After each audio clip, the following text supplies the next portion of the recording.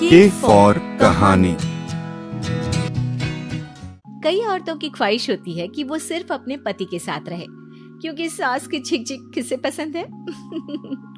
एकता की सास साथ नहीं रहती, सिर्फ पति और वो। लेकिन क्या है एकता की जिंदगी बिना सास के? देखिए। अरे एकता, क्या है रोज लेट उठती हो? कभी तो वक्त पर उठा करो। हाँ, लेकिन उठना क्यों है वक्त पर? 8 बजे तो उठ जाती हूँ मैं। देखो एकता, ये नहीं चलेगा। सुबह 6 बजे उठा करो। खाने में थोड़ी वैरायटी बनाओ और घर को साफ सुथरा रखो ना। अरे, जो मुंह में आ रहा है बोले जा रहे हो। क्या मेरा घर गंदा रहता है? कितना साफ रखती हूँ। खाने में भी हमेशा मैंने अच्छी चीजें बनाई हैं। अब फिर ये 6 बजे उठने की जिद क्यों?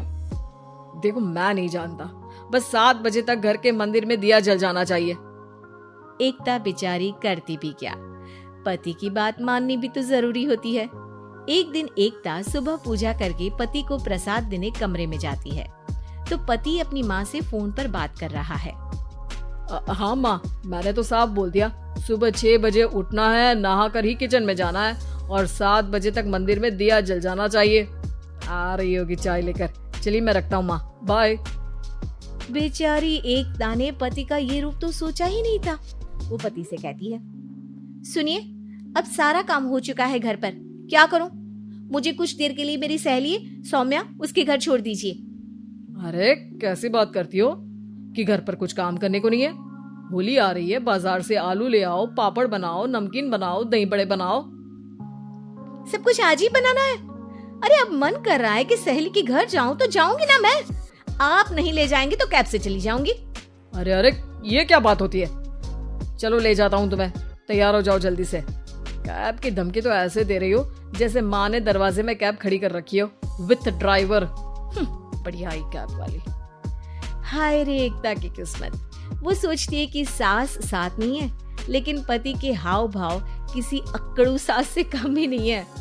पति एकता को सहेली के घर छोड़कर कहता है, अच्छा सुनो, वक्त पर घर चली जाना और शाम को गर्मा गर्म पुलाव खाऊंगा मैं। बनाकर पहले ही मत रख देना, और हाँ, रायता भी बना लेना। हाँ जी हाँ, फिलहाल क्या मैं अंदर जा सकती हूँ?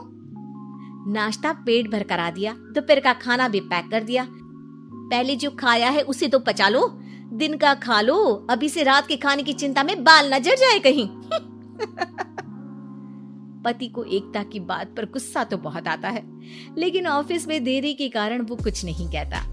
एकता सहेली के पास जाती है, जहाँ सास बहू बैठकर गप्पे लड़ा रही होती हैं। हाय सौम्या, नमस्ते आंटी जी। अरे वाह एकता बेटा, बड़े समय बाद देखी, कैसी हो? अच्छी हूँ आंटी जी, घर का सारा काम हो गया था, बोर हो रही थी, सोचा सौम्या से मिलती चलूं। हाँ बच्चों, तुम लोग बैठकर गप्पे लड़ाओ, मैं तुम लोगों के लिए नाश्ते पानी का इंतजाम करती हूँ। सास ये बोलकर किचन में चली जाती है। अरे एकता, कैसे आना हुआ? थोड़ी परेशान सी भी लग रही है, सब ठीक तो है ना? अरे यार, कहाँ ठीक हूँ, ना सोने मिलता है, ना अपने मन का कोई काम करने मिलता है। बस सुबह 6 बजे से किचन और रात के 12 बजे तक घर का काम। मेरी तो कमर ही टूट रही है। अरे क्यों मजाक कर रही है? तेरे तो मजे हैं, अकेली रहती है पति के साथ, न कोई सास न ससुर, न आस पड़ोस से मतलब। हम लोगों की सोच, जॉइंट फैमिली है, कितनी परेशानी होती है। अरे रहने देना, वो तो दिख रहा है कि कितनी परेशान है तू। सास किचन का काम कर रही है और तू सहेली से गप्पे। ऐसा कहाँ होता है यार? हाँ वैसे तू बोल तो सही रही है, सुबह थोड़ा सा भी लेट हो जाए ना उठने में तो मम्मी जी किचन संभाल लेती है। पति तो जाते वक्त उठाते हैं कभी कभी मुझे। पर मेरी छोड़, तू बता, सास साथ रहने आ गई है क्या, जो सुबह 6 बजे उठना पड़ता है? पति तो तेरा 10 बजे ऑफिस जाता है, 4 घंटा खाना बनाने में लग जाता है क्या तुझे एक लोगों का? अरे रहने देना यार, मेरा तो पति ही सास से कम नहीं है। सारा दिन का ड्रामा, अरे बातें सुनाना, बोलियां बोलना, कोसना, क्या क्या नहीं आता है उसे। यार मैं तो हैरान होती हूँ कभी कभी कि ये सास की आत्मा तो नहीं आ जाती ना इसमें। अरे परेशान हो चुकी हूँ। इतना ही नहीं, वो तो अपनी माँ से मेरी चुगली भी करता है। समझ गई। मतलब तेरे पति की गाड़ी चल यहाँ रही है, लेकिन रिमोट तेरी सास के पास ही है। अरे अब जो समझ, रिमोट है या कंट्रोल है, बस मेरा तो मुश्किल हो रहा है यहाँ रहना। सोच रही हूँ 2-4 महीने के लिए मायके चली जाऊं। क्या करेगी? 2-4-10 महीने बाद तो आना ही है ना यहाँ पर। तो क्या करूं?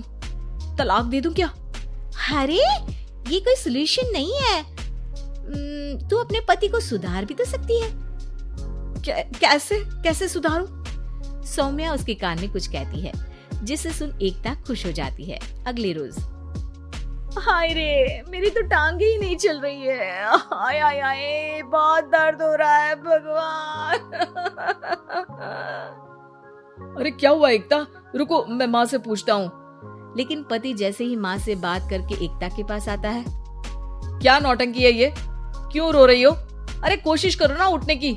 ये काम से बचने के लिए जो नाटक है ना, बंद कर दो, वरना माँ आ जाएगी यहाँ पर। एकता की तो मानो मन मुराद पूरी हो गई। अरे हाँ, तो बुला लो ना उन्हें, जल्दी से बुला लो। मैं 4-5 दिनों के लिए आराम करना चाहती हूँ। चल तो सकती नहीं हूँ, खाना पीना कैसे होगा? अब क्या था, सासू माँ आ जाती है एकता के घर। सासू माँ मुझे ये हमेशा बताते हैं कि आप कितनी हार्ड वर्किंग है। बस अब अगले 15 दिनों तक मैं आपको देखूंगी और आपकी जैसी ही बनूंगी। ये बता रहे थे कि आप 5 बजे सुबह उठ जाती हैं और अरे बेटा, कुछ ज्यादा ही नहीं बता दिया तूने। अब नहीं माँ, मैं चाहता हूँ कि ये आपकी तरह तौर तरीके सीखे, जैसा आप मुझे बताती है ना। मैं तो हमेशा हॉस्टल में रहा, कभी देखा भी नहीं आपको, लेकिन मैं चाहता हूँ कि एकता पूरी आपकी कॉपी बने, घर गृहस्थी आप ही की तरह संभाले। हैं? तो अब माँ जी यही है, तो क्यों न कल से शुरू।